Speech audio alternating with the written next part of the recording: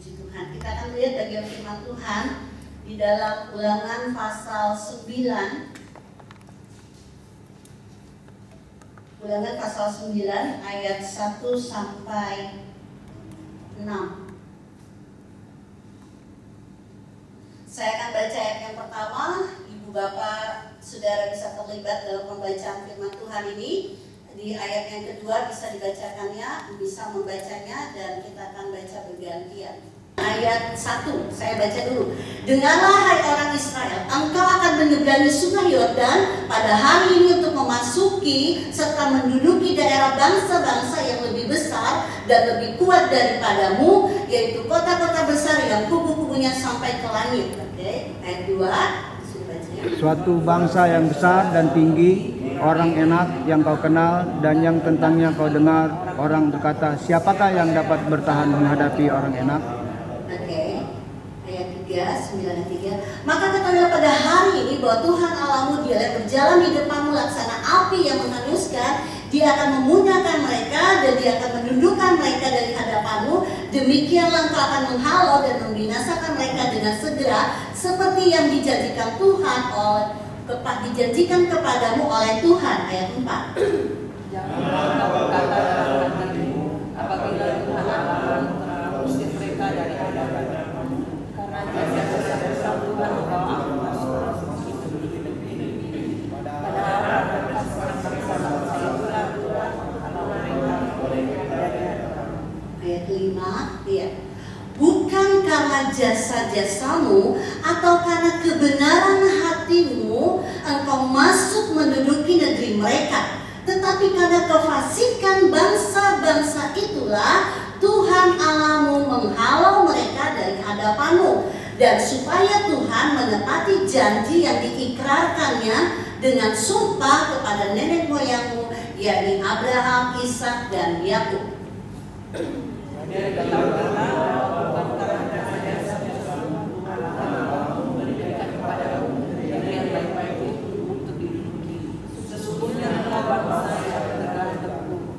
Iya, sudah cukup sampai 6 saja Theo. Saya minta dibalikkan ke ayat yang ke-5 Theo. Iya, 9 ayat 5. Theo baru pulih dari sakit ya. Jadi ya, oke. Ulangan 9 ayat 5 saya akan baca. Bukan karena jasa-jasamu atau karena kebenaran hatimu engkau masuk menduduki negeri mereka, tetapi karena kefasikan bangsa-bangsa itulah Tuhan Allahmu menghalau mereka dari hadapanmu, dan supaya Tuhan menepati janji yang diikrarkannya dengan sumpah kepada nenek moyangmu, yakni Abraham, Ishak, dan Yakub.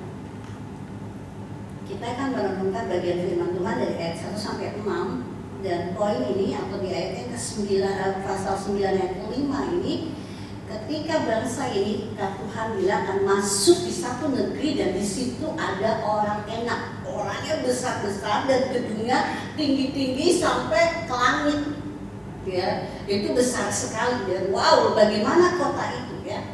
Dan akhirnya bangsa ini kalau mereka bisa masuk sampai ke dalam negeri itu, ini kata Tuhan, bukan karena jasa-jasamu atau karena kebenaran hatimu engkau masuk dan menduduki negeri mereka, tetapi bukan karena kamu hebat, bukan karena kamu berjasa, tetapi karena kefasikan bangsa-bangsa itulah maka engkau bisa berhasil menduduki tempat itu.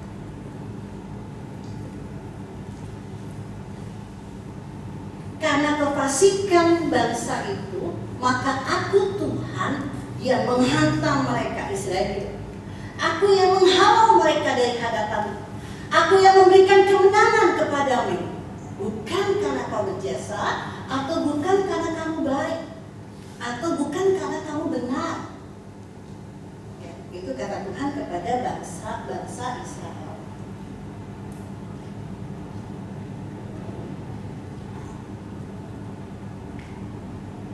Seperti kita ketahui ketika bangsa Israel mau masuk ke negeri Kanaan, ya, diutus ada 10 pengintai ke sana.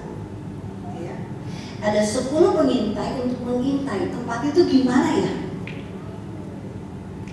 Oke, kepada 10 itu diharapkan untuk bisa memberitakan atau memberitahukan apa yang terjadi di negeri itu.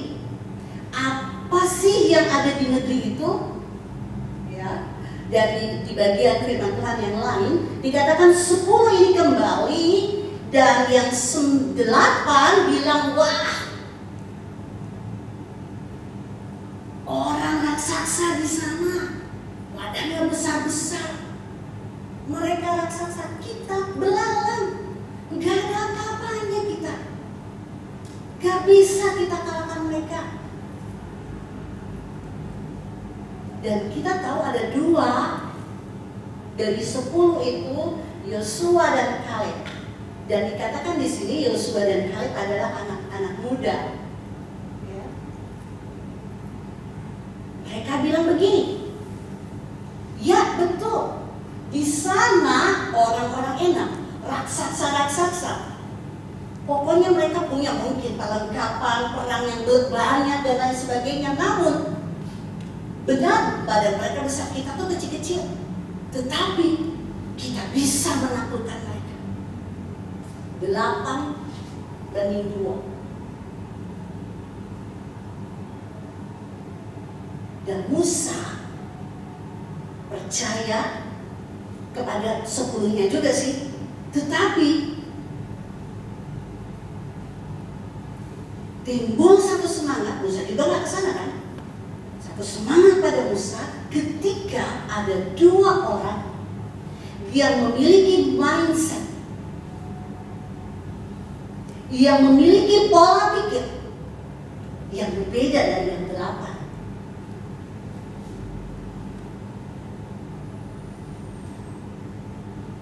Tadi pagi saya nonton satu YouTube dari Profesor Renal Kasali. Dia pegang satu dari Kuningan seperti ulekan. Tapi bukan ulekan, dia tumbuh-tumbuh. Kalau ulekan gini, kalau ini begini. Itu untuk tumbuh-tumbuh untuk obat, ya. Kan ada yang dari batu, kalau ini dari kuningan. Kalau saya punya di rumah dari kayu, jadi itu tumbuh-tumbuh daun bayam malabar. Itu saya tumbuh baru taruh di muka kita sendiri. Nah ini dari kuningan.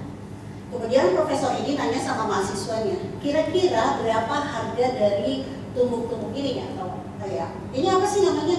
Oh itu kalau di rumah mamanya suka pakai buat tumbuh-tumbuh ini apa? Obat, ya. Ada yang kuningan, ada yang dari batu. Jadi untuk ada kapsul, tablet ya. Nah seperti itu tablet itu untuk anak-anak kecil yang susah ini dipakai itu di situ. Berapa taksiran harganya dari tumbuh-tumbuh ini? Kata profesor itu kepada mahasiswanya. Mereka taksir ada yang 200.000, ada yang 250, ada yang 300, ya seputaran segitu, nggak sampai 500. Profesor bilang gini, kalian tahu nggak saya beli seharga 2 juta, ya? Ini saya beli di luar, di negeri Arab, di Sudan kali di mana saya lupa nama tempatnya. Ketika ditawarkan, saya tanya, ini apa sih fungsinya? Maka orang yang jualan bilang begini, dilipat. Kalau di Indonesia ya mungkin buat tumbuh obat, tapi ini dia kasih. Ini kan seperti begini. Teng. Oh, itu sama seperti di kuil ya, profesor. Bagus kan? Saya nggak tertarik. Jadi profesor pergi, dipanggil lagi sama, ada lagi kegunaannya. Dikasih begini, kemudian ini wadah ini diputar, lalu ininya digeser. Bunyi getarannya sampai menusuk ke jantung. Coba pegang, tapi tangannya jangan gini ya, tangannya begini. Lalu ini lalu bunyi getarannya sampai ke jantung. Suara itu ada sesuatu yang berbeda. profesor itu beli, dia bawa di rumah, anak-anaknya nunggu, papa bawa oleh-oleh apa? Biasanya papanya kalau dari luar beli ini gitu. Kali ini dia cuma bawa tumbuk-tumbuk obat. Ya, anak-anaknya kecewa. Papanya bilang, ada sesuatu yang luar biasa dari sini. Bukan cuma mau tumbuk-tumbuk obat, tetapi ada sesuatu. Apa papa? Ketika dia bilang, pedagang itu bilang sama saya, fungsinya apa sih selain itu? Oh, jadi kasih contoh. Ini bisa diketuk pak. Saya nggak begitu tertarik. Tapi ketika dia balik lalu saya bilang, oh ternyata ini bisa menggetarkan. Apa sih yang bisa diambil dari situ? Pedagang ini mampu merubah sesuatu yang biasa digunakan. Dia bisa mampu untuk menjelaskan sehingga pembelinya tertarik. Mampu merubah sesuatu yang biasa menjadi sesuatu yang nggak biasanya. Kok bisa ya? Gitu. Saya bukan pedagang. Saya nggak tahu cara-cara berdagang yang baik. Tetapi kalau sampai profesor ini berani untuk beli, berarti ada sesuatu. Bunyinya menggetarkan sampai ke jantung. Dan dia ambil itu. Dan sudah tahu sampai hari ini anak-anaknya menjadikan tumbuk-tumbuk itu menjadi contoh. Setiap orang datang, mereka selalu kasih tahu ada nilai yang sesuatu, nilai yang berbeda. Ada sebuah hal yang berbeda tentang bukan fungsinya, tetapi papa beli ini bisa tertarik karena kehebatan pedagang itu untuk meyakinkan pembeli sehingga pembeli bisa beli. Itu hal tentang perdagangan. Apa hubungannya dengan ini? Saudara sudah sering kan mendengarkan tentang cerita Yosua dan Kaleb? Ya. Saya bawa contoh profesor ini dan contoh itu. Mungkin ini sesuatu yang beda lagi.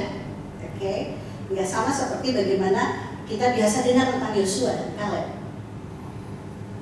Hari-hari ini satu perubahan besar sedang terjadi. Satu perubahan besar sedang terjadi. Ketika tahun lalu, ini besok, lusa, sudah masuk puasa ya untuk saudara-saudara kita. Di tahun yang lalu, saya dengarkan pagi di masjid dikatakan, syukur alhamdulillah untuk tahun ini kita diizinkan untuk sholat tarawih berjemaah. Tahun lalu kan nggak bisa. Kalau saya dengar dari orang wawancara, bagaimana tahun 2020, wah susah, sulit, perdagangan bahkan semuanya nggak bisa bergerak, bahkan semuanya. Kalau nilai positif yang kita sering dengar adalah akhirnya kita kumpul dengan keluarga, ya, akhirnya ada hubungan yang baik itu khotbahnya pada beberapa waktu yang lalu, ada hubungan yang kembali terjalin ya di tengah keluarga. Ada saling memperhatikan dan ada hal-hal lain yang sangat positif yang bisa kita ambil dari tahun 2020 dan puji Tuhan untuk tahun 2021 dan kedepannya ketika sudah lewati masa vaksin sekalipun ada pro kontra, tetapi yang sudah melewati itu mungkin masih sudah bisa bernapas dengan lega ya, sekalipun Indonesia masih urutan kelima ya. Tetapi sudah ada satu perubahan. Nah, di 2020 itu, ketika semuanya sepertinya mandek dan waktu masuk 2021, apalagi ini akan terjadi? 2020 aja seperti begini, apalagi? Ini seperti bangsa ini nggak ngerti mau masuk ke tanah Kanaan. Di sana ada orang besar, di sana ada raksasa-raksasa, sementara mereka adalah pengembara dan mereka adalah budak di tanah Mesir yang tahunnya cuma disuruh membangun mental budak, ya. Namanya budak itu bukan orang merdeka kalau di Mesir. Itu orang bayaran, sehingga mereka tidak bebas mau bikin apa saja sesuka mereka. melakukan ini dan itu, semuanya diatur, waktunya diatur, kerja dan kerja. Kalau tidak dapat upah. Kalau ada tuan satu yang suka sama dia, mesti dibeli itu budak. Tapi ketika mereka keluar dari Mesir, mereka menjadi orang merdeka, tidak lagi dalam perbudakan. Dan ketika mereka menjadi orang merdeka, mereka tidak hidup senang dan enak-enakan di padang gurun. Di sana nggak ada daging enak-enak seperti di Mesir. Di sana nggak ada gedung, nggak ada apa, pokoknya namanya di padang pasir, di padang gurun, nggak enak. Dan ketika mereka akan menaklukkan satu kota yang besar sekali dan orang raksasa, mereka mulai takut, trauma. Kenapa trauma? Bukan trauma seperti apa? Kita dari satu tempat jadi budak di sana, kemudian kita di padang gurun, orang merdeka, tapi kita nggak ngelihat kuil atau apa semua yang besar-besar. Kita seperti orang yang merdeka tapi apa ya, nggak punya apa-apa, sedang rumah nggak punya, mental langsung ciut. Apalagi dengar 8 orang bilang, ih DP orang-orangnya besar, kita nggak mampu kalahkan mereka kalau kita berperang, nggak mampu. Mereka punya perlengkapan yang begitu hebat, canggih, kita nggak mampu. Ada satu perubahan yang nggak mau harus kita ikuti atau masuk di dalamnya. Kalau tidak, kita tergilas. Ini yang terjadi sekarang.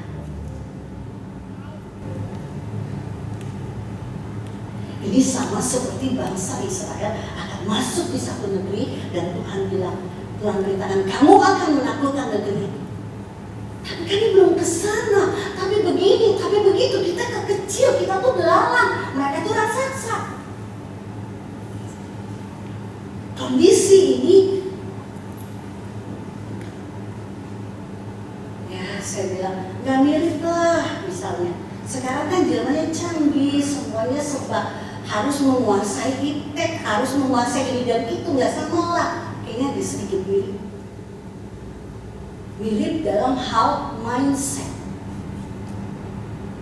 Yosua dan Kaleb, 2 anak muda yang melihat itu besar, tapi mereka balik dan mereka bilang, kita bisa menaklukkan itu. Memang sih di sana orang-orangnya besar-besar, memang sih canggih, memang, tapi kita bisa menaklukkan.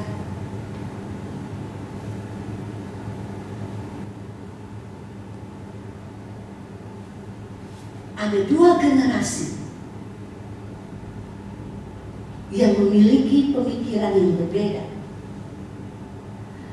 Ya, Yosua dan Kaleb akhirnya membawa bangsa Israel yang generasinya Yosua masuk dan menduduki tanah Kanaan. Generasi sebelumnya mati di padang gurun.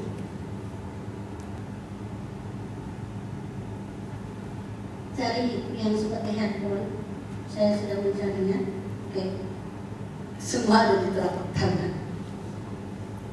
Nonton TV apa, semua belanja semua sudah di sini. Ya. Sementara saya pakai ini dulu, pakai yang kecil yang nggak ada Androidnya. Sementara saya pakai dulu, supaya nggak terlalu sibuk. Semua sudah ada di sini. Beberapa hari lalu Presiden mengumumkan, jadi sudah sekap dalam Kepres untuk musik. Sudah ada dengar ya? Kami orang media, terus gimana, ya kan?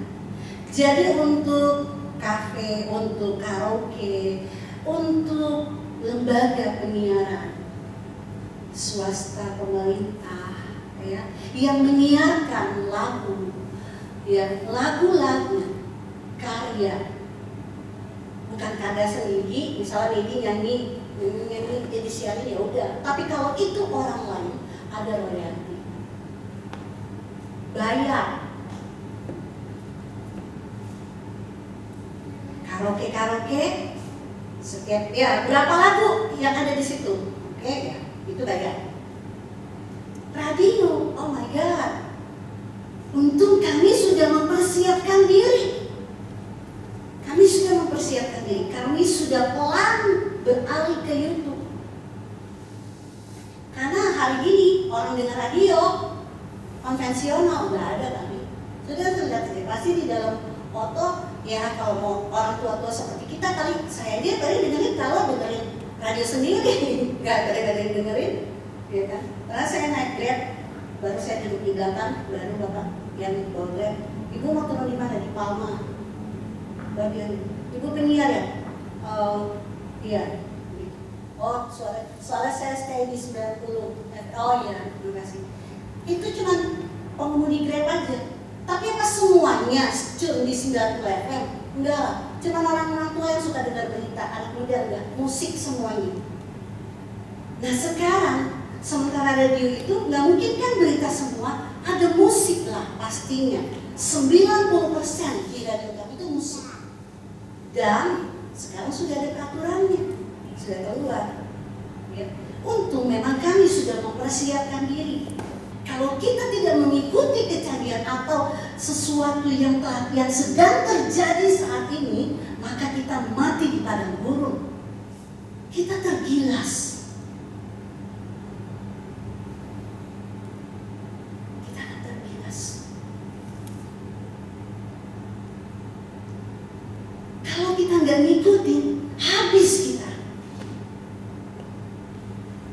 Sampai tadi pagi saya terus bilang sama Pak Ferdinand, lu mesti kasih semangat itu Pak Ferdinand. Pak Ferdinand itu pensiunan dari Pertamina. Dia mungkin minta pensiun dini ya, minta pensiun dini. Itu rumahnya yang dibeli oleh gereja GBDI Alfa Omega. Itu rumahnya Pak Ferdinand, dibeli sama mereka. Dan Pak Ferdinand ngambil rumah kecil di Suwawa sana. Sudah tahu 10 tahun lalu ketika Pak Ferdinand mengambil keputusan untuk pensiun, itu dia punya uang pesangon besar sekali Pertamina ya. Dan dia bukan ini, dia ada jabatan, dia sarjana sosial, dia punya jabatan di sana. Ketika kami jalan, saya dengan suami saya jalan, kami berdua lihat bapak ini jalan. Pakai sendal nggak? Pakai sendal ya? Dia jalan kaki. Rumahnya di sini, kita ketemunya di mana? Jalan kaki. Sambil kepalanya terpenuh. Saya bilang, itu bapak. Pak Ferdinand kan? Iya. Mobil berhenti. Pak, mau kemana? Ke sana. Naik aja bentoran Pak. Kenapa cuma berjalan kaki? Oh, supaya sehat.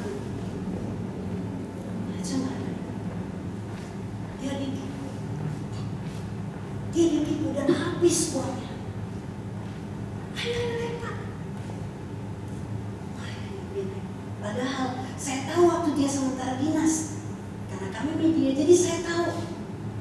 Setiap kali datang ke kantor media, selalu dia beli makanan sama kita. Ayo beli, wah luar biasa. Tetapi ketika dia minta pesangon, dari pesangon besar minta pensiunnya, ditipu orang dan dia tinggal jalan kaki. Mobilnya sedan, kita parkir lama di situ. Tapi dia cuma mau naik motor, so nggak ada uang mau beli bensin. Ayo Pak, masuk Pak. Ya, harus ya. Gabung dengan kita aja. Padahal apa sih kita ya? Kita berlarang, setiap manggil orang gitu kan. Ayo dengan kita aja Pak. Sampai hari ini bapaknya masih dengan kita. Enggak tinggal. Dia jalan, dia di provinsi, dia di mana, begitu cuma begitu. Tapi punya semangat, tetap bersemangat. Setiap kali datang, selamat pagi. Wah, saya bilang biar sore. Dia datang, selamat pagi.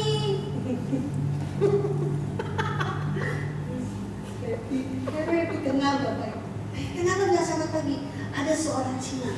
Dia selalu bilang, kalau datang bilang selamat pagi, biar malam bilang pagi. Supaya kenapa nggak pernah ada malam. Wow, kan anak muda. Ini kalau di zamannya bangsa Israel kan dia duluan kali masuk ke tanah-tanah. Dia punya mindset, dia punya semangat. Kita tidak tahu apa yang akan terjadi kemudian, tetapi ikuti itu. Memiliki mindset yang luar biasa yang diubahkan di dalam Jumat Agung dan Paskah kemarin. Kita selalu diingatkan bahwa percaya kepada Yesus memiliki hari depan. Karena dia hidup, ada hari esok. Kita cuma tahu nyanyi, kita cuma tahu, oh iya udah pernah dengar banyak dari kita cuma tahu di situ. Tetapi ketika kita diperhadapkan dengan ini raksasa nih, ini wah ini nggak mungkin. Kita nggak akan mungkin tembus pasar, kita nggak mungkin. Semua yang nggak mungkin. Dan sebab dia hidup memiliki hari esok kita, itu pasti menjadi mungkin. Katakan amin. Tidak jadi mungkin. Semua yang nggak mungkin buat kita, mungkin bagi dia. Inilah yang terjadi atas bangsa Israel. Dan Tuhan ingatkan kepada bangsa, ketika kamu sampai ke negeri itu, ingat bahwa ketika kamu sampai di situ, itu bukan karena jasa-jasamu dan bukan karena kebenaran hatimu. Di closingnya, ditutupnya itu di ayat yang ke-6, di sana dikatakan, sesungguhnya, saya baca, jadi ketahuilah bahwa bukan karena jasa-jasamu Tuhan Allahmu memberikan kepadamu negeri yang baik itu untuk diduduki. Sesungguhnya engkau bangsa yang tegar tengkuk. Kamu bukan nggak berjasa, kamu jasa apa kalau kamu ketakutan kok? Saya ingat Yosua dan Kaleb bilang begini, benar di sana itu orang-orangnya besar, benar di sana, tapi di sana ada susu dan madu. Ada sesuatu yang tidak ada di padang gurun sini, tapi di sana itu ada. Ada satu harapan yang disampaikan oleh Yosua dan Kaleb. Dan Allah berkata, ingat ya, kalau kamu sudah sampai ke situ, itu bukan kamu berjasa. Kenapa bukan kamu berjasa? Karena kamu itu tegar tengkuk, kamu tuh keras kepala, kamu tuh banyak bersungut. Jadi kalau kamu berhasil masuk ke situ, itu bukan karena kamu atau karena kamu benar, bukan. Tapi karena bangsa ini, bangsa yang kamu akan duduk itu tuh orang fasik semua, dan aku tebas mereka semua. Sehingga siapa yang bertanya di situ sebenarnya? Siapa yang beracara di situ? Kamu tinggal masuk. Aku yang duluan. Aku sudah kalahkan mereka duluan. Kamu baru dengar aja udah kalah. Belum berperang kamu baru dengar aja semuanya gitu udah kalah. Belum masuk. Yesus berkata, aku sudah menang. Kamu yang percaya kepadaku, aku sudah menang mengalahkan maut. Kamu yang percaya kepadaku, kamu menang, bahkan kamu lebih dari pemenang. Kenapa begitu? Karena kamu tidak berusaha apa-apa. Halo, saudara mengikuti saya? Apakah kita ada andil dengan karya penyelamatan yang dikerjakan oleh Yesus? Jawab saya. Apakah ada kebaikan, kehebatan, teknologi yang canggih, semua pengetahuan yang kita miliki, kita ada andil dalam karya penebusan Yesus? Kenapa Yesus pada Jumat Agung berkata, Eloi, Eloi, lama sabachthani? Kenapa kau tinggalkan aku? Kenapa pada di Taman Getsemani mulai jam 3 subuh sampai jam 3 tengah hari Jumat, tidak ada satu orang pun murid Yesus yang ikut sama Yesus? Semua lari. Adakah jasa daripada murid-muridnya? Adakah para murid berjasa? Satu orang angkat kamari atau kasih minum yang akan salib Yesus. Tapi sahabatnya yang selalu makan, minum, tidur semuanya sama-sama dengan pada kemana? Enggak ada. Tidak ada jasa mereka sedikit pun. Nah, disalib dia sendirian. So, untuk siapa? Untuk 12 murid termasuk Yudas dan untuk kita semua. Adakah jasa kita di sana? Dia menang, mengalahkan maut. Dan ketika kita semua percaya kepadanya, dia menang. Dia menang saja. Kita percaya kita sudah menang. Tetapi karena tidak ada jasa kita, halo, kita dikatakan lebih dari pemenang. Kita nggak ada usaha. Keselamatan itu gratis, tis. Gak ada upaya kita. Tetapi dia sendirian menanggung. Dia sendirian. Kita dikatakan lebih dari pemenang. Kenapa? Emangnya kita lebih hebat gitu dari Yesus? No. Karena gak ada jasa kita. Gak ada. Kita disebut pemenang karena gak kerja apa-apa. Papa dan mamamu adalah orang yang bekerja susah payah, bekerja keras supaya kau bisa bersekolah. So David dikatakan lebih hebat dari papa mamanya. David akan lebih dikenal dari papa dan mamanya. Papa dan mamanya bekerja, berusaha sesusah payah. David dikenal. David lebih dari papa dan mamanya. Stefan, Happy, semua anak-anak, Sophia, Theo, Roy masih anak-anak atau Sonyong atau Soom? So berapa kali om? Roy, yang saya tahu Roy itu masih nyong. Ternyata dia ada anak. Roy, so berapa anak? So berapa kata Roy? 4. Oh 2. Oh saya nambahin 2. Roy. Karena saya ingat Roy itu masih muda, masih anak-anak kan, jadi dia sudah bapak-bapak. Tidak ada. Sudah anak-anak mungkin dia bantu mama papanya, ya kan? Ada yang ini. Tetapi ketika kau berhasil tanpa usaha apapun, kau berhasil. Kamu lebih dari papa mamamu, lebih dari pemenang. Papa mama menang, kamu lebih karena usaha papa mamamu. Kamu nggak ngapa-ngapain, kamu udah jadi lebih dong.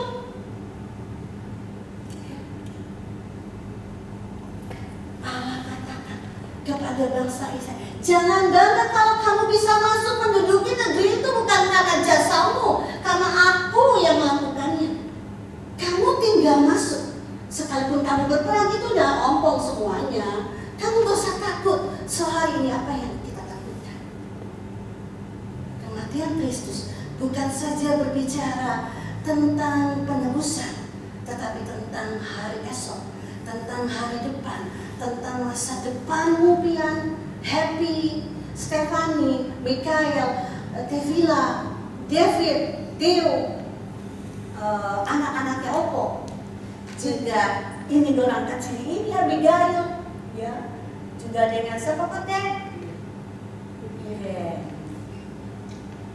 Masa depanmu, hari depanmu bukan saja bicara keselamatan, tapi hari esok yang penuh dengan harapan, dijamin. Kamu tinggal lewati saja. Nanti kalau begini-begini, lewati saja. Allah Immanuel menyertai kamu. Kamu diberikan kemampuan untuk lewat itu. Karena apa? Aku telah berperang duluan untuk kamu. Kamu lewat, kamu perang sih. Tapi mereka udah sama seperti Sinaopo. Yang menjadi hambatan adalah mindset kita, pikiran kita, kemustahilan, hal yang tidak mungkin. Itulah yang membuat kita kalah sebelum berperang.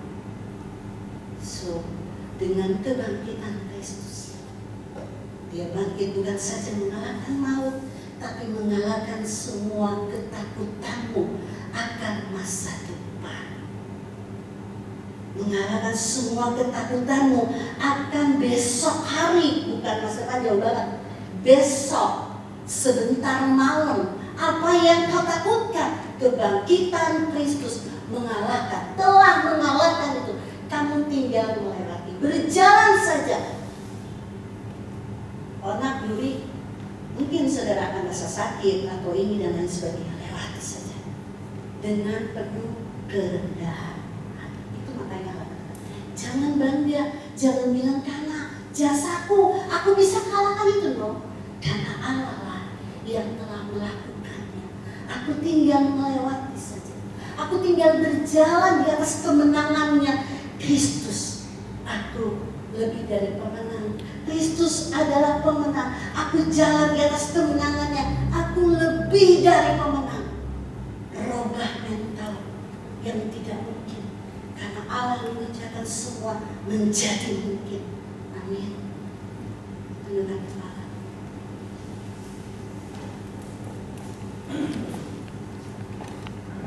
Wajar kalau kita takut, wajar kalau kita khawatir. Kita masih manusia. Tapi jangan jadi ketakutan, jangan jadikan kekhawatiran, jangan melebihi. Karena kita punya pengharapan, kita punya Yesus. Yesus, karena Dia hidup, kita semua punya hari esok. Esok bukan jauh sana, tapi besok. Dia pegang masa depan, Dia pegang seluruh kehidupan. Kalau kau takut, taruh ketakutan. Katakan kepadanya, aku takut, jujur. Aku takut Tuhan. Dan Dia akan berkata banyak kepadamu. Kata banyak kebenaran-kebenaran firman-Mu yang akan menguatkan kehidupanmu. Jangan jauh, tapi terus mendekat. Maka tinggal di dalam Dia. Dan kau menjadi kuat. Ketika kau berhasil menaklukkan itu,